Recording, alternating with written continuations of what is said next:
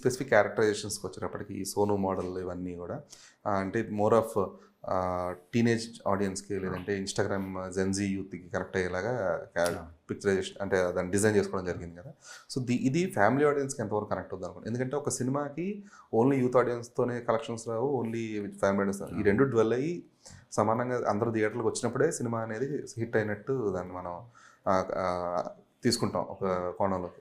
So ఇందులో ఈ క్యారెక్టరైజేషన్స్తో పాటు ఇంకా ఫ్యామిలీ టచింగ్ పాయింట్స్ ఏమున్నాయి దానికి అసలు బేసిక్గా సోను మోడల్ క్యారెక్టరేషన్ కొత్తది, అదే ఫ్యామిలీ. ఎందుకంటే బ్యూటీ పార్లర్ నడిపే ఒక మేల్ బ్యూటీషియన్ ఇప్పుడు దాకా ఎక్కడా రాలేదు. నేను కథ రాసుకున్నప్పుడు కూడా మాకు రిఫరెన్స్లు ఎత్తుకుందామన్నా ఏం చేసుకున్నా సరే ఎక్కడ నాకు మెయిల్ బ్యూటీషియన్ నాకు దొరకలా. ఒక బ్యూటీ పార్లర్ నడుపుతూ ఫ్యామిలీకి బేసిక్గా లేడీస్ ఎక్కువ కనెక్ట్ అయ్యేది ఒక బ్యూటీ పార్లర్ కనెక్ట్ అవుతుంది. సో అక్కడే సగం ఫ్యామిలీ సోను మోడల్ కనెక్ట్ అయిపోతారు.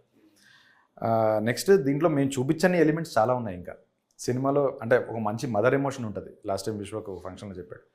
సో మదర్ నుంచి వచ్చిన బ్యూటీ పార్లర్ అతనికి, అదే మదర్ లాస్ట్ మూమెంట్స్లో చిన్నప్పటి నుంచి బేసిక్గా ఆవిడ కష్టపడి ఆవిడకి వచ్చిన క్రాఫ్ట్ ఏంటంటే బ్యూటీషియన్.